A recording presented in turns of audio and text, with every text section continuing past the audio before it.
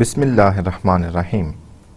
Welcome to lecture number 30 of the course Network Security. Let us first have a look on what we have discussed in our previous lecture.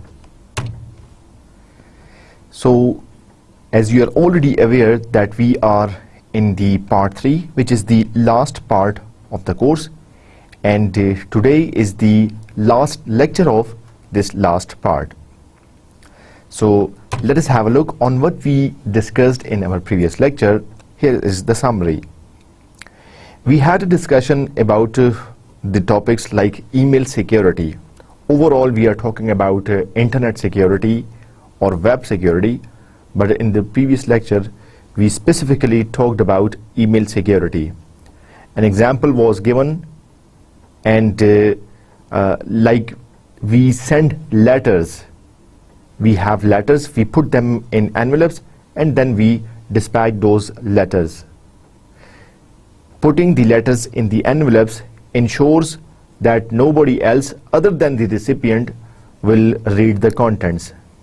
Same is the case over the internet, same is the case with the email. When you are connected to the internet, actually you are exposed to hundreds and thousands of devices, and attackers and malicious users, they are always there to steal your data.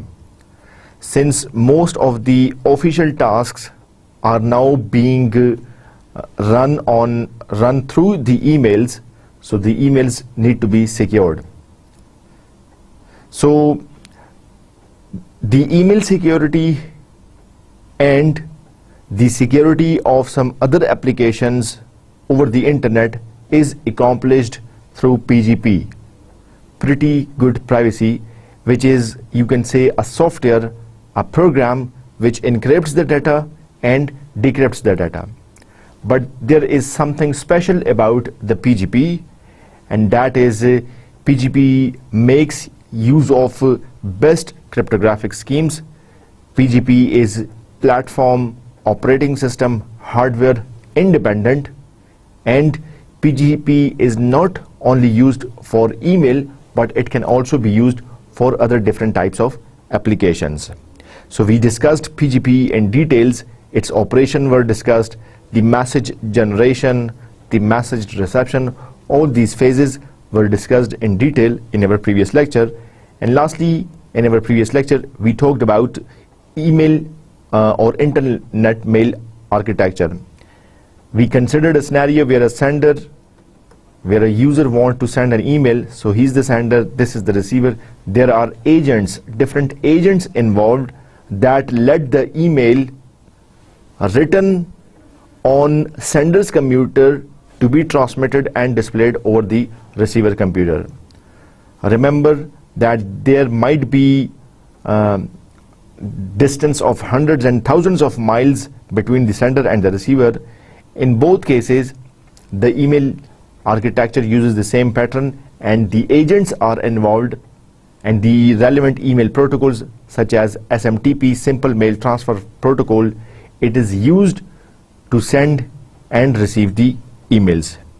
We also discussed some threats in email. Specifically, we have seen the phishing attack where an external link is provided in the email, and clicking the link provided in the email can cause destruction to the data or can steal some private information. So this was the summary of our previous lecture. Let us proceed to our outlines of today's lecture. So today we are going to discover and explore Secure Socket Layer, SSL.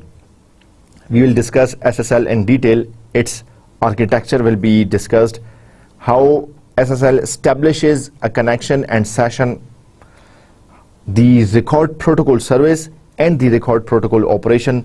These 5 different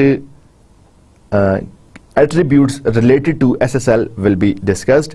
Plus, we will also discuss specific protocols. There are 3 specific protocols that are used with the SSL record protocol, that is SSL Change Cipher Spec Protocol, Alert Protocol, and Handshake Protocol. After that, we are going to discuss the difference between HTTP and HTTPS and how SSL or TLS is incorporated with HTTP in order to achieve security on the internet. Our last topic would be the discussion about HTTPS and SSH. The objectives of today's lecture are, hopefully by the end of today's lecture, you would be able to present an understanding of how web security is achieved through different protocols. And you would be able to demonstrate knowledge about SSH, HTTPS, and TLS. So let's begin. We have been discussing about web security since internet is being used for e-businesses, e-governments, emails, e-transaction, e-banking. So internet and web is now widely being used and by most of us. So individuals are using internet, enterprises are using internet, and we have been discussing that there can be different threats and vulnerabilities while you are connected to the internet. These threats and vulnerabilities could harm the integrity of your data, could breach the confidentiality, could result in denial of service, and could be a failure in authentication. So in order to address these types of threats while you are connected to the internet, we need added security mechanisms. The normal, the traditional, the classical security mechanisms won't be enough, so we need something more. आप इस चीज़ का अंदाज़ा लगा सकते हैं कि जब आपके कंटेंट्स ज़्यादा सेंसिटिव हो जाते हैं तो फिर आप ज़्यादा सिक्योरिटी उस पर अप्लाई करते हैं. फिर नॉर्मल प्रोसीजर्स लगाने से, नॉर्मल और क्लासिकल तरीक़ेकार इख्तियार करने से आपकी मैक्सिमम सिक्योरिटी अचीव नहीं होती. फिर आप मज़ीद और नए और स्ट्रॉन्गर एल्गोरिदम्स लगाते हैं ताकि आपकी सिक्योरिटी अचीव की जा सके. वेब ट्रैफिक की सिक्योरिटी की अगर हम बात करें तो हमारे पास 3 लेवल्स हैं. नेटवर्क लेवल है, ट्रांसपोर्ट लेवल है और एप्लीकेशन लेवल है. यूजुअली ये डिवाइड किया गया है OSI मॉडल की बेस पर. सो एप्लीकेशन लेवल पर आपकी डिफरेंट एप्लीकेशंस चल रही हैं, डिफरेंट एप्लीकेशन लेयर के प्रोटोकॉल्स चल रहे हैं. ट्रांसपोर्ट लेयर पर आपका ट्रांसपोर्ट लेयर प्रोटोकॉल चल रहा है, लेकिन ट्रांसपोर्ट लेयर पर आपका TCP या UDP protocol it makes use of SSL और TLS. और नेटवर्क लेयर पर आपका IP और IPsec प्रोटोकॉल चल रहे हैं. सो हमने OSI के डिफरेंट लेयर्स पर डिफरेंट तरीके से सिक्योरिटी अप्लाई किया. हर लेयर पर हमने सिक्योरिटी का एक नया मैकेनिज्म या सिक्योरिटी के नए मैकेनिज्म्स इंट्रोड्यूस किए हैं.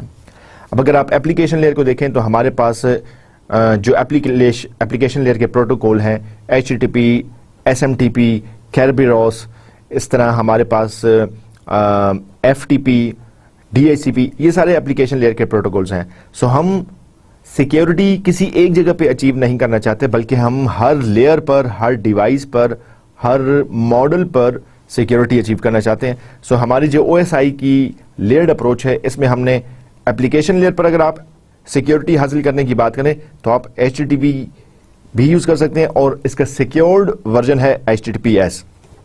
अगर आप ट्रांसपोर्ट लेयर पर सिक्योरिटी अचीव करने की बात करें तो TCP और UDP है, लेकिन TCP और UDP सेगमेंट्स को सिक्योर करता है SSL और TLS. ठीक है. और इसी तरह अगर आप नेटवर्क लेयर की बात करें, सो नेटवर्क लेयर पर आपका प्लेन प्रोटोकॉल है, अनएनक्रिप्टेड प्रोटोकॉल है IP. अब इसी IP प्रोटोकॉल का एक सिक्योर वर्जन आप यूज कर सकते हैं, that is IPsec. So the point is you must use different approaches applied at different levels in order to achieve web security.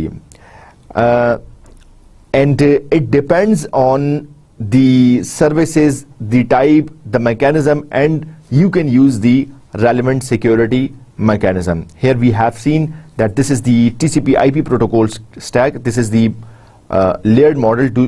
We usually have the OSI model or TCP IP model.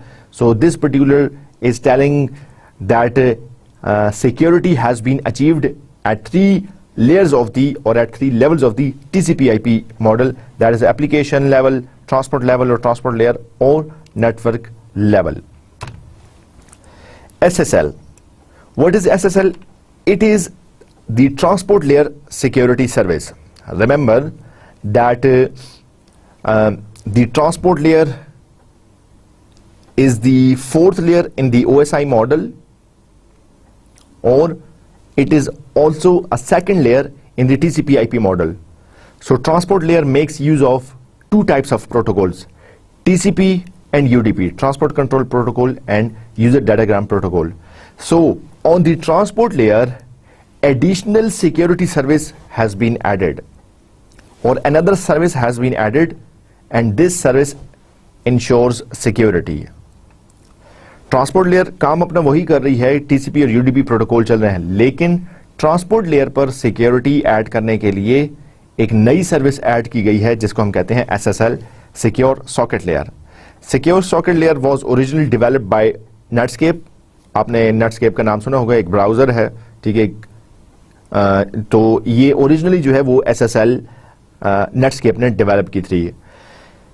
Version 3 designed with public input. SSL के different version आए हैं, version 1, version 2.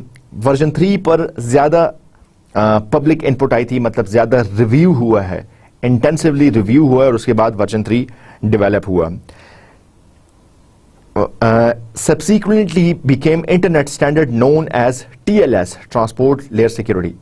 शुरू में तो सिर्फ जो है ये SSL आया था, लेकिन लेटर ऑन ये एक इंटरनेट स्टैंडर्ड के तौर पर इस्तेमाल होने लगा है, जिसको हम TLS कहते हैं, ट्रांसपोर्ट लेयर सिक्योरिटी. SSL के आने से पहले ट्रांसपोर्ट लेयर पर कोई सिक्योरिटी मैकेनिज्म नहीं था. एक एडिशनल सर्विस इंट्रोड्यूस की गई जिसको कहा जाता है SSL, सिक्योर सॉकेट लेयर. लेकिन ये सिक्योर सॉकेट लेयर इतनी बेहतरीन किस्म की सिक्योरिटी प्रोवाइड करती है, ये SSL सर्विस, ये SSL लेयर इतनी सिक्योरिटी प्रोवाइड करती है कि SSL को एक स्टैंडर्ड के तौर पे इंट्रोड्यूस किया गया कि भाई अब जितने भी प्रोटोकॉल्स हैं, जितने भी एप्लीकेशंस बनेंगी, वो SSL को जरूर यूज करेंगी. SSL जब स्टैंडर्डाइज हो गया तो SSL का नाम TLS बन गया, जिसको हम कहते हैं ट्रांसपोर्ट लेयर सिक्योरिटी. सो जो TCP का काम है वो अपनी जगह पर है, that is end to end delivery of data. So इस एंड से इस एंड तक ये नॉर्मल TCP का काम है. लेकिन अब आप जो TLS की बात कर रहे हैं, ट्रांसपोर्ट लेयर सिक्योरिटी, इसका काम ये है कि ये एंड टू एंड सिक्योरिटी भी प्रोवाइड करती है. सो डाटा तो एंड टू एंड जाएगा, लेकिन data end to end securely जाएगा, ये SSL का काम है या TLS का काम है.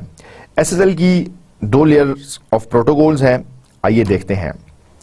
SSL के आर्किटेक्चर की अगर बात करें, सो SSL के आर्किटेक्चर में आप देख सकते हैं कि रिकॉर्ड प्रोटोकॉल है. रिकॉर्ड प्रोटोकॉल आपका फिर 3 किस्म के फर्दर प्रोटोकॉल्स यूज कर रहा है, जिसको हमने अपने आज की आउटलाइंस में भी देखा. SSL handshake protocol, SSL change cipher spec protocol और SSL alert protocol. So SSL itself जो है वो further 3 layers of protocols use करता है. इनको हम हायर लेयर प्रोटोकॉल्स कहते हैं और ये SSL का पार्ट है, ठीक है. मजीद इसकी डिटेल ये है, the SSL record protocol provides basic security service to various higher layer protocols. अब TCP से हायर लेयर क्या है? एप्लीकेशन लेयर के प्रोटोकॉल्स हैं, चाहे वो HTTP है या जो है वो DHCP है या FTP है. सो SSL रिकॉर्ड प्रोटोकॉल अपने से ऊपर जो लेयर है एप्लीकेशन लेयर, और एप्लीकेशन लेयर पर जो प्रोटोकॉल चल रहे हैं उनको सर्विसेज प्रोवाइड करती है ये SSL. Specifically, the hypertext transfer protocol, which provides the transfer service for web client interaction, can operate on top of the SSL. ठीक है. Specifically, अगर ज्यादा हम एक accurate example की बात करें तो आपका जो HTTP है वो SSL को यूज करता है, और क्लाइंट सर्वर जो भी इंटरेक्शन है वो स्टैब्लिश करने में, वो securely client server connection establish करने में हेल्प करता है. सो अपर लेयर SSL जो है वो आपकी मजीद 3 प्रोटोकॉल्स में डिवाइडेड है, जिनको हम handshake protocol, change cipher protocol और अलर्ट प्रोटोकॉल कहते हैं. सो ये 3 प्रोटोकॉल्स, इनका मकसद क्या है, ये कहां पे काम कर रहे हैं, ठीक है. These SSL specific protocols are used in the management of SSL exchange. ठीक है, मतलब आप ये कहें कि SSL जो है वो एक खुद से एक सर्विस है. ये सर्विस इन 3 प्रोटोकॉल्स को यूज करते हुए सेफली और सिक्योरली डाटा एक्सचेंज कराती है। ठीक है, ये 3 प्रोटोकॉल्स क्या हैं, इसकी क्या डिटेल्स है, आइए अपनी अगली स्लाइड्स में इन तीनों प्रोटोकॉल्स को इंडिविजुअली देखते हैं। एसएसएल आर्किटेक्चर की अगर हम बात करें तो एसएसएल में पहले कनेक्शन स्टैब्लिश होता है या कनेक्शन होता है, और फिर उसके बाद एसएसएल सेशन होता है। कनेक्शन में a transient peer-to-peer communication link established होता है and associated with one SSL session। एक डिवाइस ने दूसरी डिवाइस के साथ थ्रू SSL बात करनी है, एक नोड ने दूसरी नोड के साथ SSL के थ्रू बात करनी है। ठीक है, और ये क्या है, ये पीयर टू पीयर है, मतलब इनमें हम ये नहीं कह रहे कि एक डिवाइस क्लाइंट है या सर्वर है, क्योंकि क्लाइंट सर्वर सिक्योरिटी की अगर हम बात करें तो हमारे पास अदर एप्लीकेशन लेयर प्रोटोकॉल्स हैं जैसे कैरब्रॉस वगैरह। ठीक है, यहाँ पे हम पीयर्स की बात कर रहे हैं कि एक पीयर दूसरे पीयर के साथ अगर ट्रांसपोर्ट लेयर कम्युनिकेशन की बात करते हैं तो एसएसएल कैसे काम करेगा, एसएसएल कनेक्शन पहले स्टैब्लिश होगा, एक कम्युनिकेशन लिंक स्टैब्लिश होगा और ये एक सेशन को रिप्रेजेंट कर रहा है। ठीक है, एक कनेक्शन एक सेशन को रिप्रेजेंट करता है। ठीक है, या एक कनेक्शन पर आपका एक एसएसएल सेशन आएगा। एसएसएल सेशन में क्या हो सकता है, an association between client and server created by the handshake protocol and it defines set of cryptographic parameters and may be shared by multiple SSL connections। ठीक है, multiple SSL connections एक SSL session को establish कर सकते हैं, एक SSL session को use कर सकते हैं। ठीक है, जिस तरह फॉर एग्जाम्पल हम कहते हैं कि एक डिवाइस है उसने मल्टीपल कनेक्शंस बनाए हुए हैं। ठीक है, सो ये मल्टीपल कनेक्शंस एक एसएसएल सेशन यूज करेंगे। एसएसएल के सेशन में क्या होता है, एक क्लाइंट है या सर्वर है उसके दरमियान एसोसिएशन को शो किया जाता है, एक हैंडशेक प्रोटोकॉल होता है, कुछ क्रिप्टोग्राफिक पैरामीटर्स हैं जिस पे दोनों पार्टीज एग्री करती हैं, उसके बाद ये अपनी कम्युनिकेशन स्टार्ट करते हैं। एसएसएल रिकॉर्ड प्रोटोकॉल सर्विस, जी एसएसएल रिकॉर्ड प्रोटोकॉल सर्विस आपकी एक्चुअली एसएसएल की सिक्योरिटी देता है, और याद रखिएगा कि SSL record protocol service is then followed by और is then supported by 3 other protocols which we will discuss in next slides. So SSL record protocol services आपको कॉन्फिडेंशियलिटी भी देता है और मैसेज इंटेग्रिटी भी देता है। एसएसएल रिकॉर्ड प्रोटोकॉल आपको कॉन्फिडेंशियलिटी कैसे देता है, इट यूजेस सिमेट्रिक एन्क्रिप्शन, ठीक है, विद अ शेयर्ड सीक्रेट की डिफाइंड बाय हैंडशेक प्रोटोकॉल। मतलब जो हैंडशेक प्रोटोकॉल जिसको हम आगे पढ़ेंगे, वो हैंडशेक प्रोटोकॉल में एक शेयर्ड की एक्सचेंज होती है सेंडर और रिसीवर के दरमियान। वंस ये शेयर्ड की दोनों पार्टी के दरमियान एक्सचेंज हो जाए, इसके बाद जो है वो फिर कम्युनिकेशन स्टार्ट होती है। इसमें एक ऑप्शनल चीज जो रखी जा सकती है वो है मैसेज कंप्रेशन। आप मैसेज को उस शेयर्ड की को यूज करते हुए इनक्रिप्ट करने से पहले मैसेज को आप कंप्रेस भी कर सकते हैं, और कंप्रेस अगर आप की सर्विसेज नहीं करना चाह रही तो कंप्रेस किए बगैर भी मैसेज को इनक्रिप्ट किया जा सकता है। सो जो सिमेट्रिक इनक्रिप्शन के लिए ढेर सारे अदर एल्गोरिथम्स जो यूज किए जा सकते हैं वो है AES है, IDA है, RC240 है, DS40, DES, triple DES, Forteza, RC440, RC4128, ये डिफरेंट सिमेट्रिक एन्क्रिप्शन एल्गोरिथम्स हैं। इनमें से एसएसएल कोई एक यूज कर सकती है, कोई एक algorithm SSL record protocol services use कर सकती है। मैसेज इंटेग्रिटी कैसे हासिल होती है, using a MAC message authentication code with shared secret key. So integrity जो शेयर्ड की थी प्लस मैसेज ऑथेंटिकेशन कोड, इसको यूज किया जाता है। ये मैसेज ऑथेंटिकेशन कोड ये आपकी हैश वैल्यू से सिमिलर है, सिमिलर टू हैश मैक है, hash value of message authentication, लेकिन इसकी जो पैडिंग की बात करते हैं, वन टाइम पैडिंग या पैड्स की बात करते हैं, तो ये इसमें थोड़ा सा इसका डिफरेंस आ जाता है। एसएसएल रिकॉर्ड प्रोटोकॉल ऑपरेशन की बात करें तो आपकी एप्लीकेशन लेयर ने कोई डाटा जनरेट किया, ठीक है, ये डाटा ट्रांसमिट होना है सेंडर से रिसीवर की तरफ। सबसे पहले आपका ये डाटा फ्रेगमेंट्स में डिवाइड होता है, ठीक है, फ्रेगमेंट्स में। अब ये सारा काम आपकी एसएसएल रिकॉर्ड प्रोटोकॉल सर्विसेज कर रही हैं, ये इसका पूरा ऑपरेशन इस तरीके से होता है। सो योर डाटा ऑब्वियसली आपका अगर लार्ज अमाउंट ऑफ डाटा है ये एट अ टाइम नहीं जा सकता, फिर ये सेगमेंट्स में जाता है।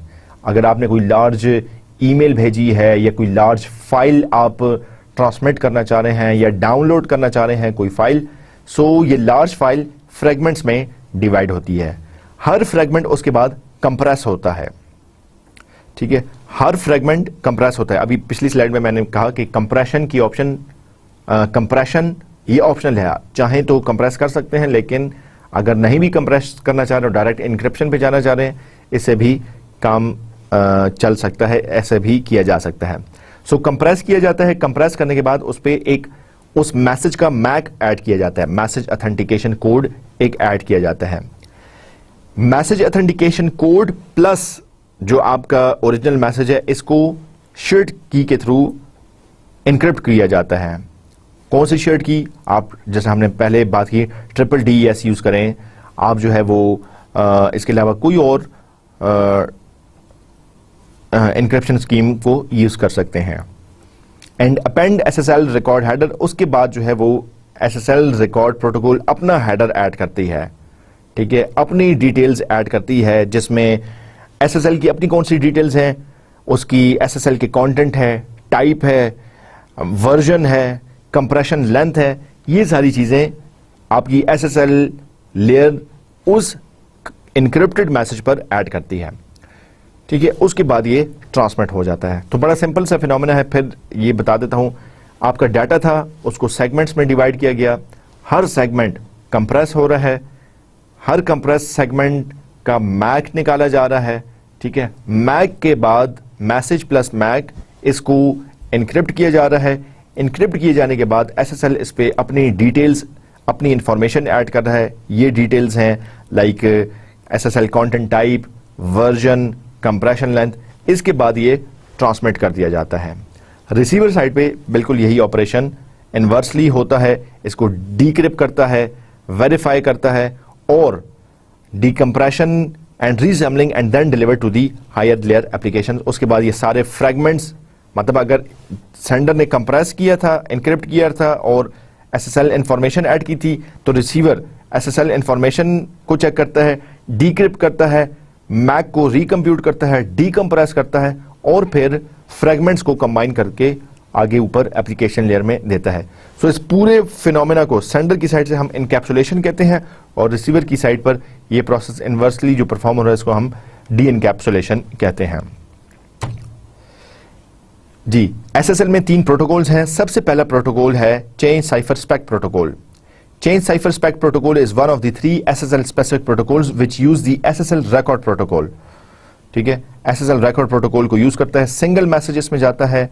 It causes pending state to become current। अगर किसी सेगमेंट की किसी डाटा की स्टेट पेंडिंग है, मतलब वो ट्रांसमिट नहीं हो रहा, तो उसको करंट बनाता है। And hence updating the cipher sweet in use, ठीक है।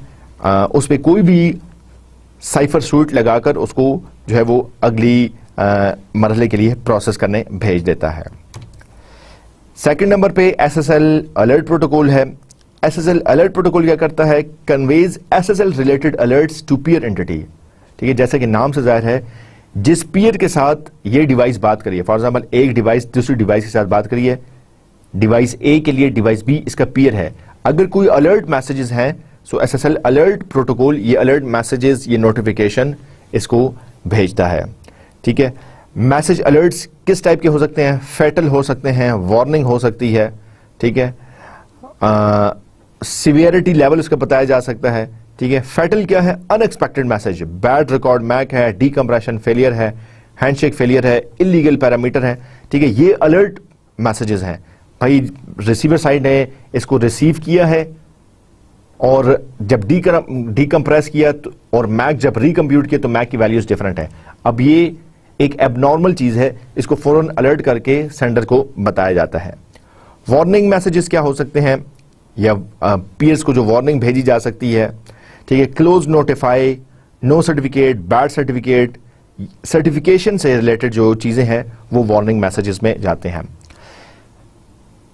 अलर्ट प्रोटोकॉल की एग्जांपल आप ऐसे ले सकते हैं जैसे कि आप और मैं फॉर एग्जांपल टेलीफोन पर बात कर रहे हैं, ठीक है, और आप और मैं टेलीफोन पर कुछ इंपॉर्टेंट डिस्कशन कर रहे हैं, कुछ चीजें ऐसी आती हैं जिनको आप सुन नहीं सक रहे, तो आप मुझे वहीं पे स्टॉप करके कहते हैं कि यार ये बात रिपीट करें, ठीक है, या जो है वो आप कोई फेटल मैसेज देते हैं कि यार तुम्हारी ये बात मुझे समझ नहीं आई, इसको रिपीट करो, ठीक है, ये फेटल मैसेज है। वार्निंग क्या है, मतलब आप और मैं कम्युनिकेशन कर रहे हैं और मैं आपसे कहता हूं कि मुझे 5 मिनट बाद कहीं चले जाना है, तो आप अपनी कन्वर्सेशन 5 मिनट के अंदर खत्म करो। सो मतलब ड्यूरिंग द कन्वर्सेशन मैं जिस पीयर के साथ बात कर रहा हूं उसमें हमने अलर्ट मैसेजेस, नोटिफिकेशन जिस तरह हम डेली लाइफ में भेजते रहते हैं, इसी तरह SSL अलर्ट प्रोटोकॉल भी अपने पीयर के साथ कम्युनिकेशन के दौरान जो अलर्ट्स, जो नोटिस हो सकते हैं वो एक्सचेंज करता है। तीसरा है SSL handshake protocol. So allows server and client to, SSL handshake protocol काम करता है जहां पे क्लाइंट सर्वर एनवायरनमेंट आ जाए, ठीक है। सो दोनों पार्टीज एक दूसरे को ऑथेंटिकेट करती हैं। Negotiation on encryption and MAC algorithms, इनको यूज किया जाता है।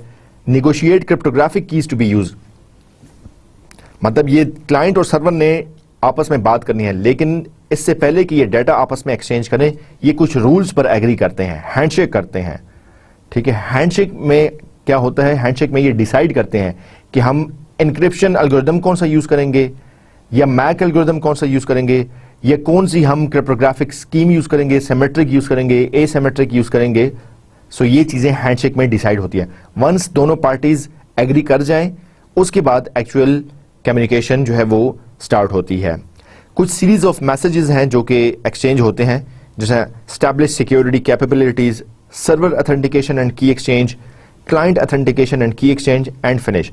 तो मतलब ये जो नेगोशिएशंस हैं ये इन 4 किस्म के मैसेजेस में एस्टैब्लिश हो जाती हैं। सेंडर और रिसीवर, क्लाइंट और सर्वर का किसी एल्गोरिदम पर, किसी क्रिप्टोग्राफिक टेक्निक पर एग्री करने के लिए ये 4 किस्म के मैसेजेस एक्सचेंज होते हैं। उसके बाद क्लाइंट और सर्वर एग्री कर जाते हैं और अपनी ऑनगोइंग कन्वर्सेशन उन एल्गोरिदम्स और क्रिप्टोग्राफिक कीज को यूज करते हुए कम्युनिकेट करते हैं। तो इसको हम हैंडशेक प्रोटोकॉल कहते हैं।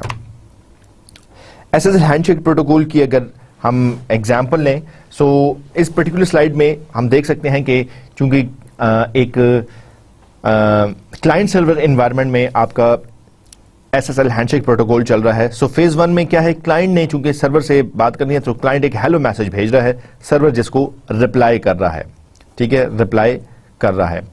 सो फेज 1 में as we have discussed in this slide, ठीक है, यहां पे ऑथेंटिकेशन होती है। So it establish security capabilities including protocol version, session ID, cipher suite, compression method, initial random number, ये सारी चीजें फेज 1 में एक्सचेंज होती हैं। फेज 2 में 4 किस्म के मैसेजेस सर्वर से क्लाइंट की तरफ जा रहे हैं, ठीक है। ये मैसेजेस क्या हैं, सर्टिफिकेट भेजे जा सकते हैं, की एक्सचेंज और रिक्वेस्ट सर्टिफिकेट भेजी जा सकती है, server signals and hello message phase, ठीक है, hello server hello done message भेजा जा सकता है, ठीक है। ये 4 किस्म के मैसेज जाते हैं। इन मैसेजेस के अगेंस्ट थर्ड फेज में आपका क्लाइंट रिप्लाई करता है।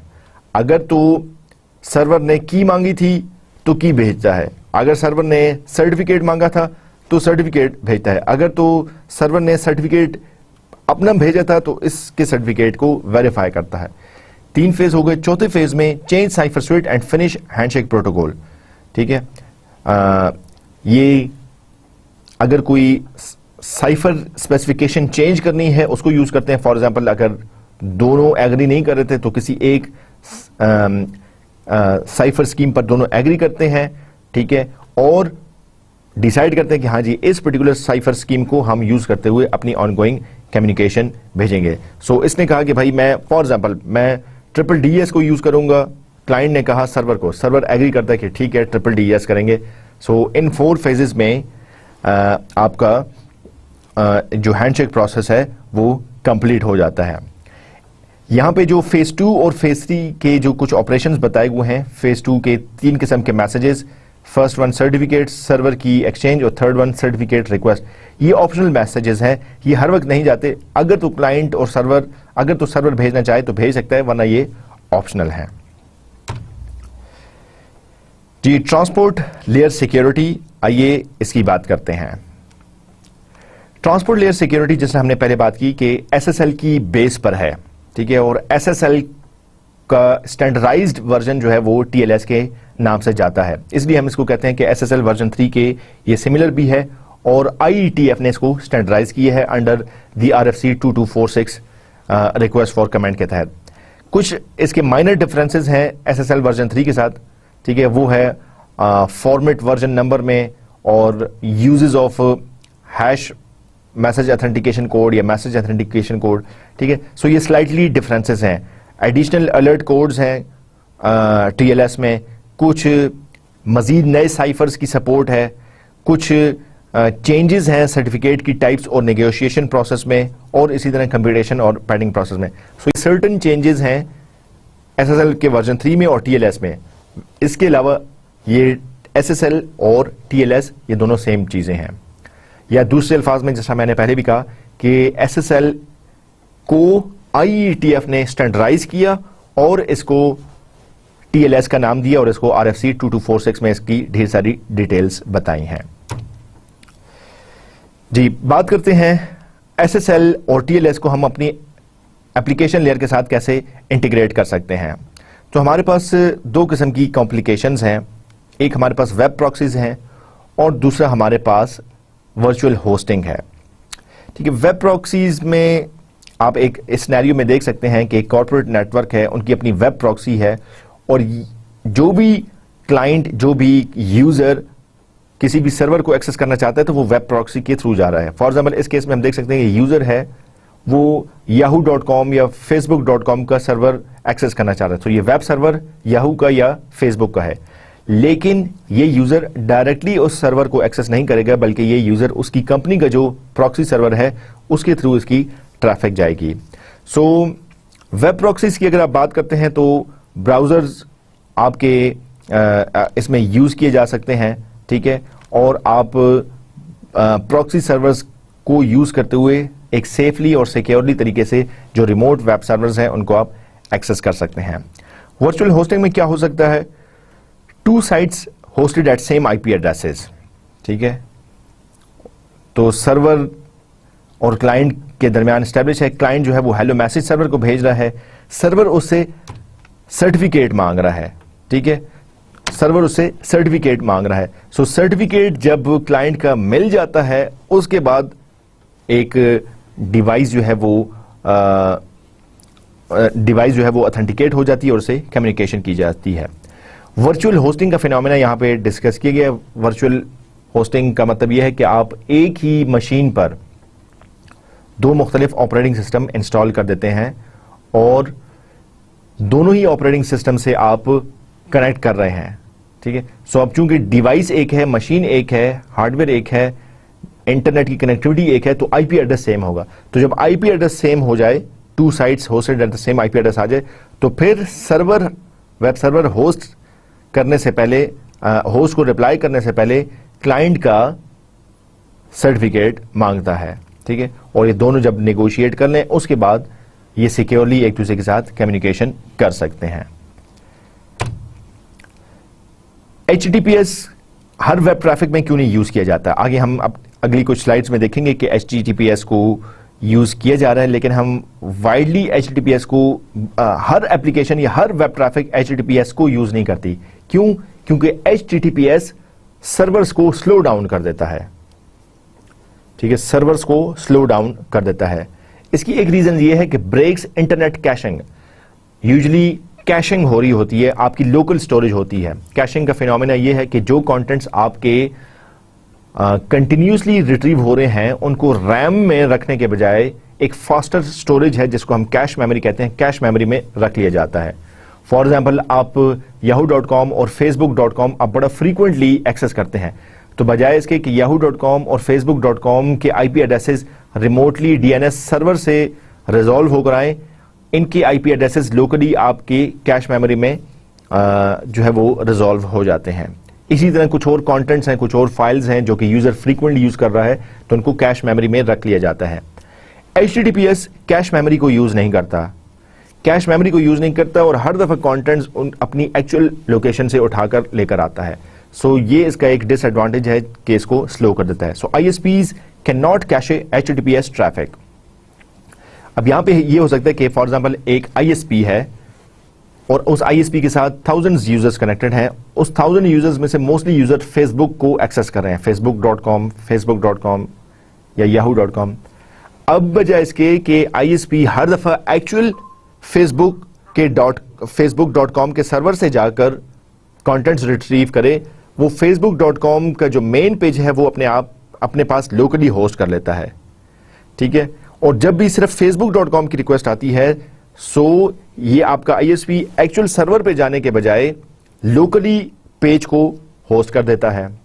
जो अगले पेजेस हैं, जो लॉगिन पासवर्ड की स्क्रीन है, वो डेफिनेटली एक्चुअल फेसबुक के सर्वर पर ही जाएगी, लेकिन जो वेबसाइट्स या जो वेब पेजेस फ्रीक्वेंटली यूज हो रहे हैं और वो स्टैटिक हैं, उनको ये लोकली होस्ट कर लेता है।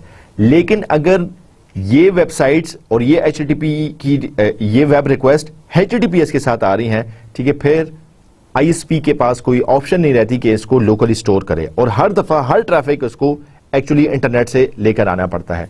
सो ये स्लो कर देता है।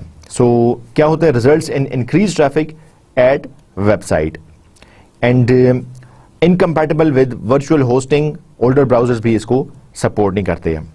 HTTPS ब्राउजर में कैसे नजर आता है, आइए अगली स्लाइड में देखते हैं।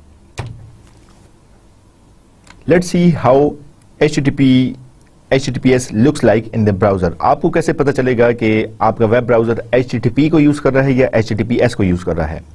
इस स्लाइड में हम देख सकते हैं कि बड़ा क्लियरली नजर आ रहा है कि इस रेड सर्कल में आप देख सकते हैं कि HTTPS प्रोटोकॉल यूज्ड है, और ये लॉग का आइकन दूसरे रेड सर्कल में आप देख सकते हैं, ये लॉग का आइकन ये शो कर रहा है कि ये SSL को यूज कर रहा है।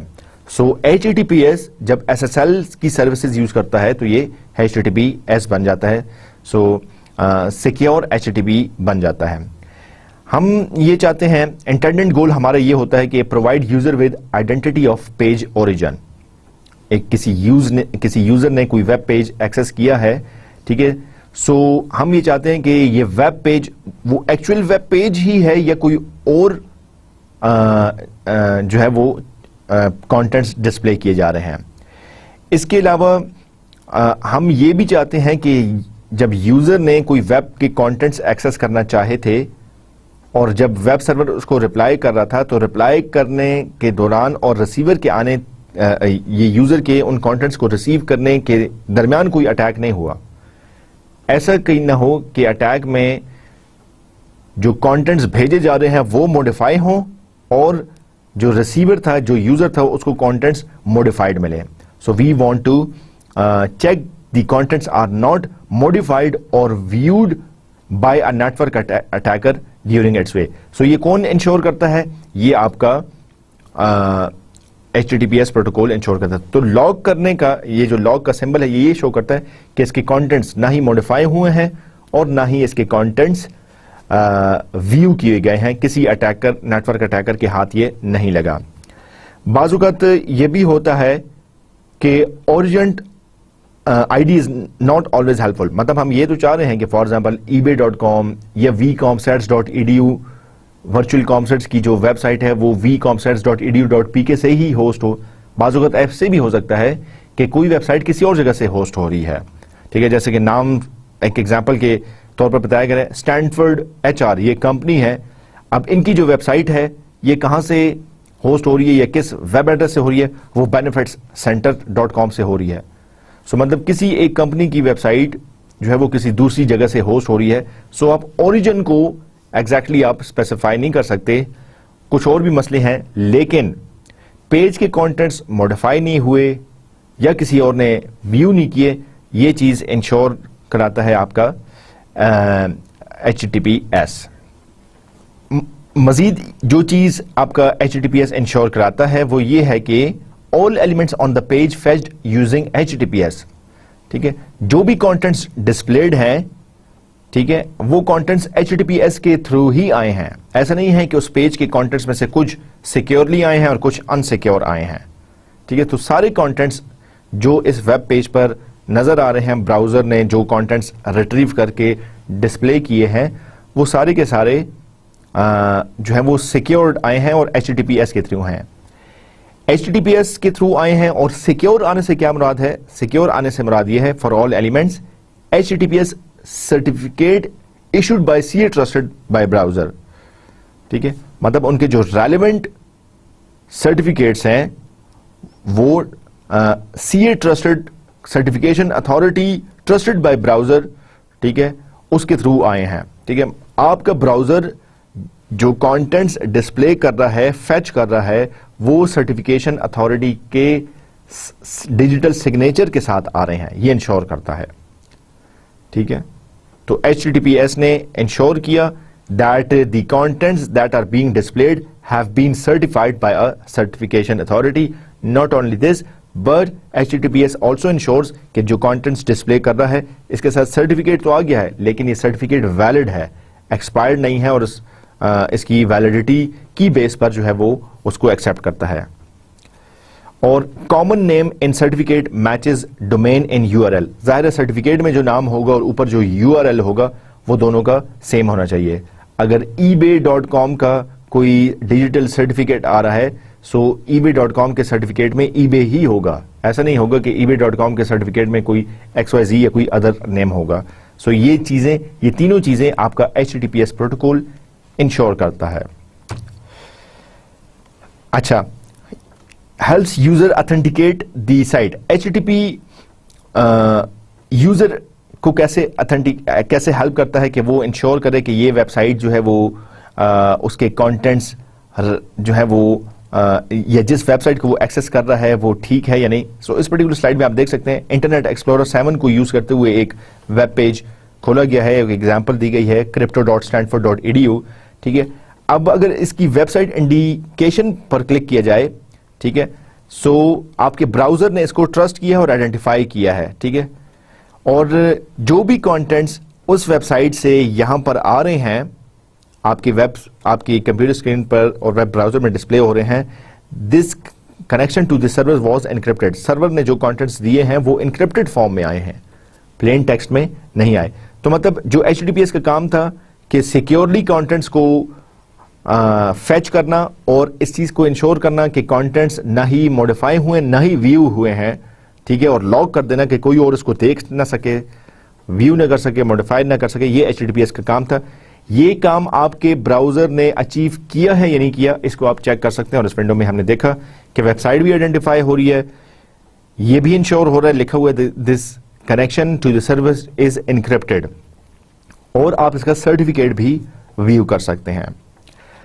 अगली स्लाइड में हम देखें तो एक एग्जांपल दी गई है फायरफॉक्स में। आप देख सकते हैं कि जब SSL यूज नहीं होता तो सिंपली हमारा HTTP लिखा होता है, लेकिन जब SSL यूज होता है, ठीक है, तो फिर लॉग का साइन भी आता है, ठीक है, और इसके अलावा HTTP के बजाय HTTPS लिखा जाता है। मजीद डिटेल्स में क्या है कि आपका मजीद डिटेल में आप देख सकते हैं कि सर्टिफिकेट किसने इशू किया है, ठीक है, और सर्टिफिकेट को आप व्यू भी कर सकते हैं। प्लस जो हमने बात की कि जो कंटेंट्स वेबसाइट उस वेब सर्वर से डाउनलोड हो रहे हैं वो सिक्योर हैं या इनक्रिप्टेड फॉर्म में हैं, आप ये चीज भी चेक कर सकते हैं। So the log user interface helps user authenticate the website. So ये लॉग का साइन हमें यूजर्स को उस पर्टिकुलर वेबसाइट को ऑथेंटिकेट करने में हेल्प कर रहा है। हेल्प ना करने और अगर ऑथेंटिकेट नहीं होती वो क्या होगा, हम अभी शॉर्टली एक एग्जांपल देखेंगे जो कि हमारे लिए बड़ा डेंजरस हो सकता है, जिसका हमें ख्याल रखना चाहिए। अच्छा, मजीद क्या है कि फायरफॉक्स में अगर आप clicking on bottom lock icon gives, जो क्लॉक का आइकन अगर आप उस पर क्लिक करें सो आपको ढेर सारी डिटेल्स उस पर्टिकुलर वेबसाइट के बारे में मिलेंगी। हम एक एग्जांपल देखते आ रहे हैं, ये crypto.stanford.edu एक वेबसाइट है, इसकी हम एग्जांपल देते आ रहे हैं। सो अगर ब्राउजर में crypto.stanford.edu ये एक URL था, एक वेबसाइट का नाम था, ये जब हमने डाला, ठीक है, और लॉग का साइन आया, इसका मतलब ये है कि HTTPS के थ्रू stanford.edu के सर्वर ने कंटेंट्स यहां पे भेजे हैं। मजीद क्या डिटेल्स हैं अगर आप उसकी चेक करना चाहते हैं, उस लॉग पे क्लिक करें तो आपको ढेर सारी चीजें बताएगा, जैसे सर्टिफिकेट आप व्यू कर सकते हैं, व्यू कुकीज कर सकते हैं, सेव्ड पासवर्ड आप देख सकते हैं, टेक्निकल डिटेल्स देख सकते हैं कि कौन सी इंक्रिप्शन यूज हुई थी। इस केस में हम देख सकते हैं कि AES 256 बिट की इंक्रिप्शन यूज की है सर्वर ने कंटेंट्स को यूजर की स्क्रीन पर डिस्प्ले कराने के लिए। एक्सटेंडेड वैलिडेशन सर्टिफिकेट्स, ये भी आप चेक कर सकते हैं, जैसे कि harder to obtain than regular certificates. एक है हमारे पास रेगुलर सर्टिफिकेट्स, एक है हमारे पास एक्सटेंडेड वैलिडेशन सर्टिफिकेट जिनकी एक्सपायरी जो है वो करीब होती है और उनको जो है वो एक्सटेंड कर दिया जाता है। So requires human lawyer at a certification authority to approve certification request. Like कोई वेबसाइट थी, कोई मेरी वेबसाइट थी, मेरा सर्टिफिकेशन की वैलिडिटी थी लेट्स से 3 मंथ्स।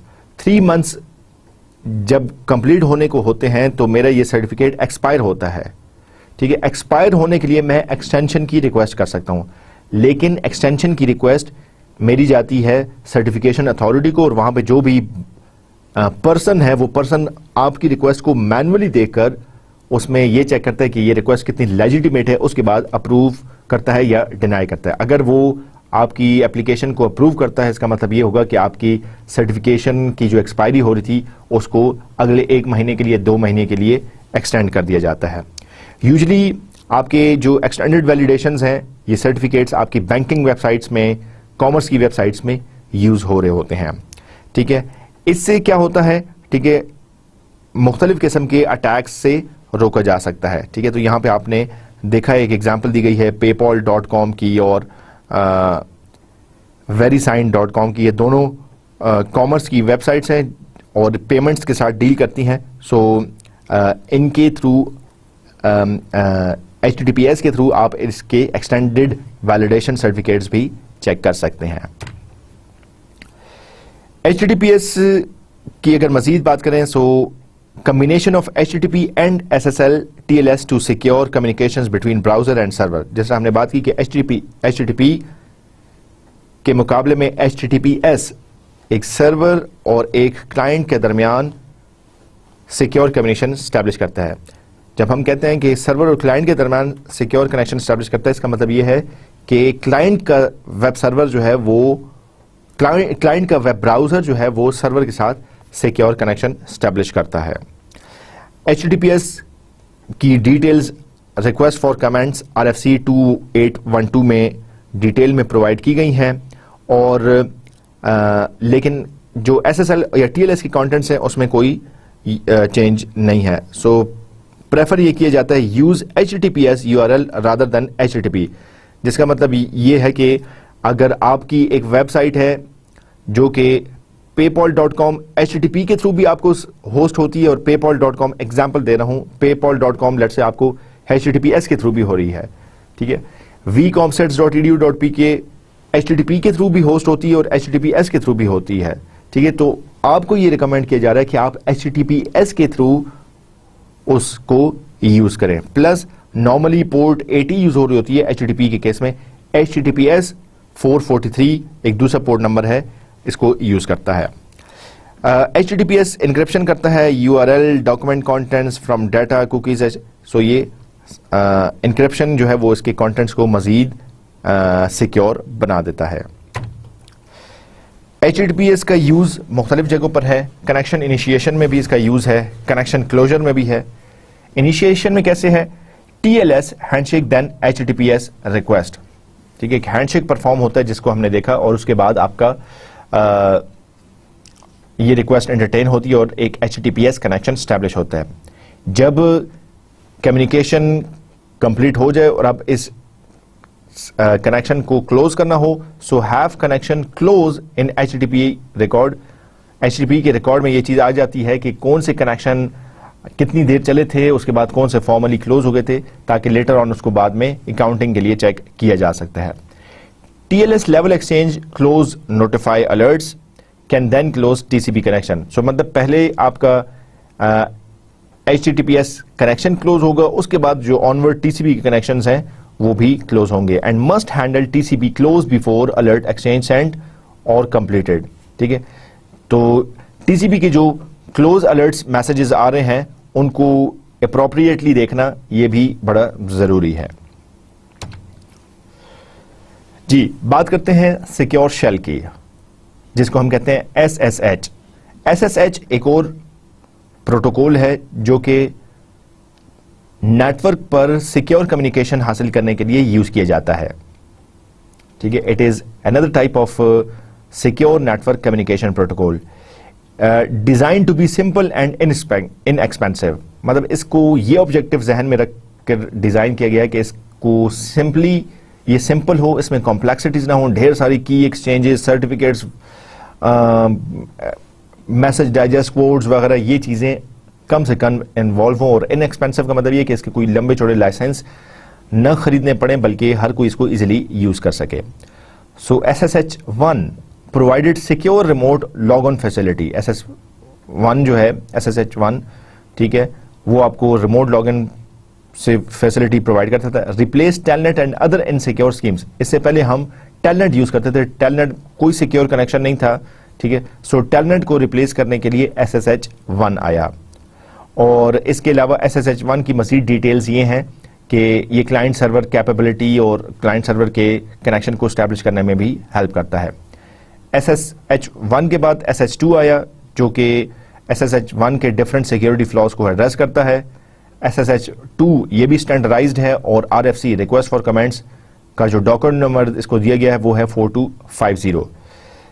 SSH चाहे वर्जन 1 हो या वर्जन 2 हो, ये वाइडली यूज हो रहा है सर्वर और क्लाइंट्स, इसके हर कहीं आपको आसानी से नजर आ सकते हैं। The method of choice for remote log in externals, मतलब हम जो रिमोट लॉग इन हम टेलनेट के थ्रू करते थे, अब हम SSH के थ्रू इसको बड़ा ही सिक्योरली और सेफली फैशन में कर सकते हैं।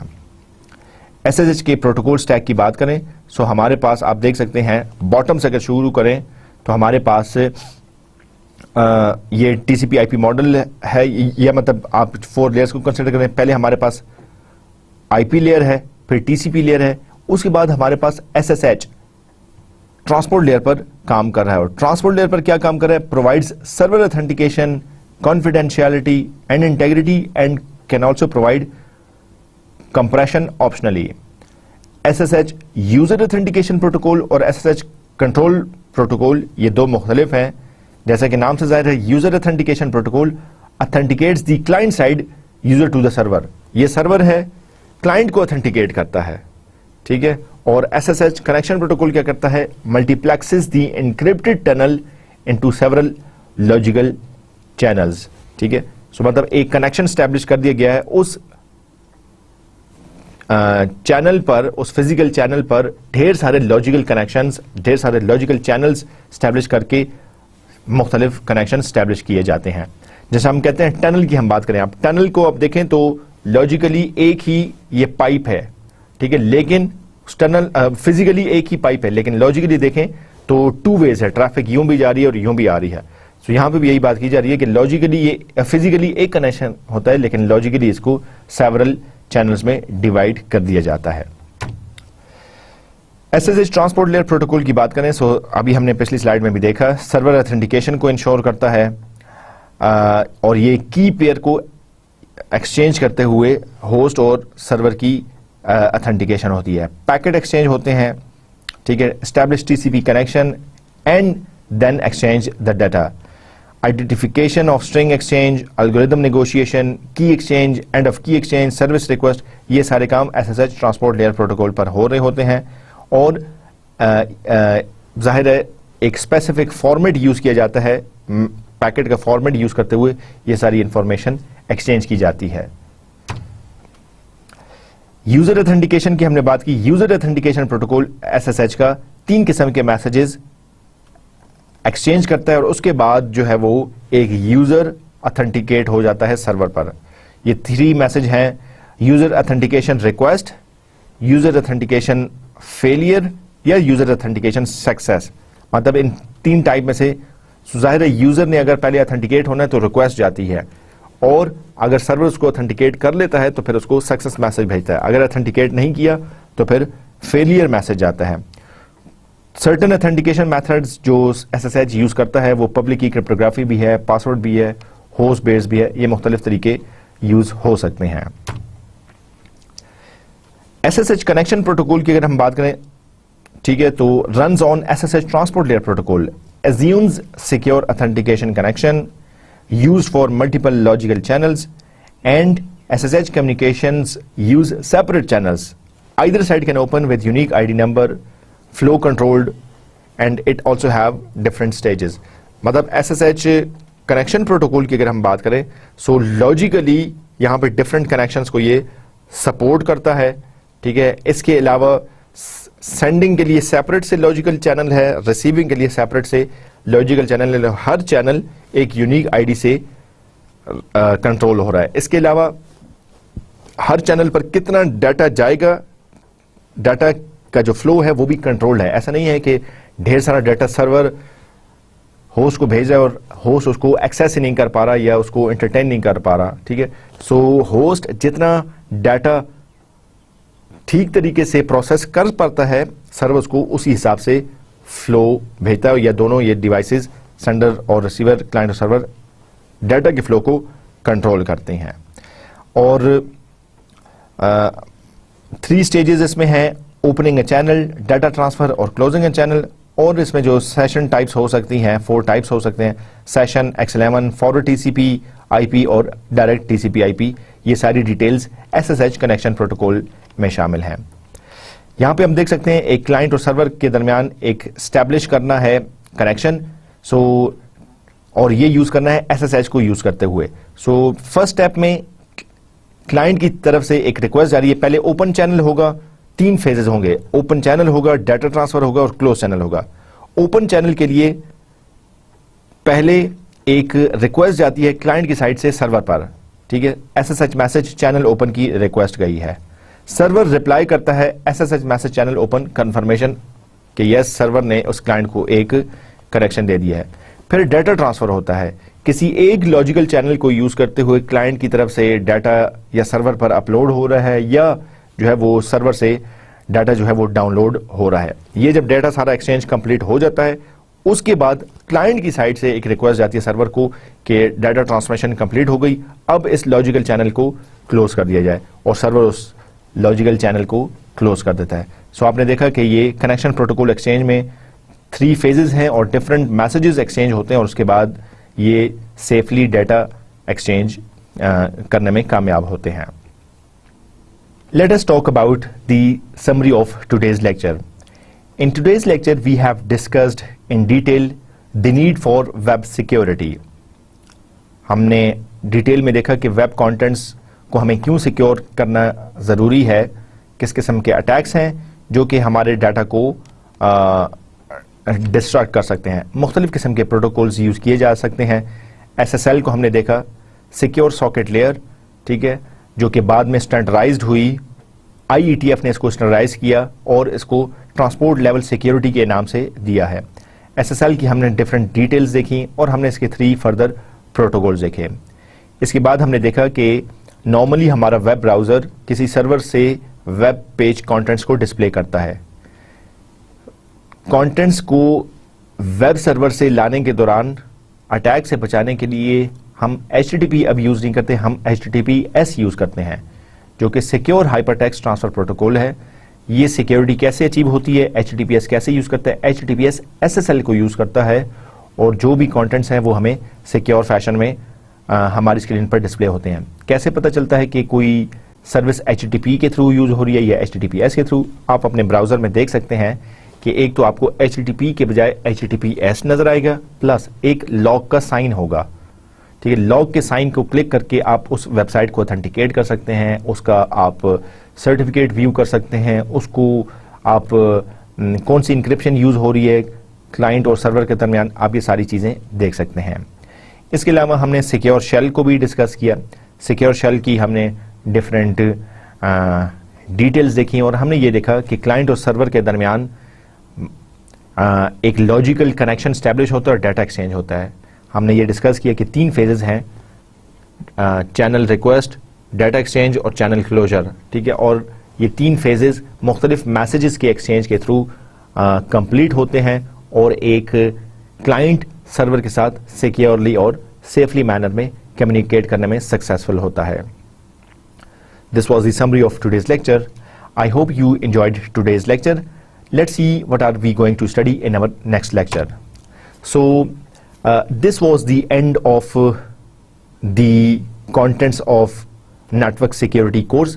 We have completed all the contents up till lecture number 30. Our next two lectures would be revision of the course. So the next lecture number 31 and lecture number 32 will be the revision of course. I hope you have enjoyed today's lecture, and the revision lecture will help you in refining and in further strengthening the concepts which you have learned in this course. So bye for now, and Allah Hafiz.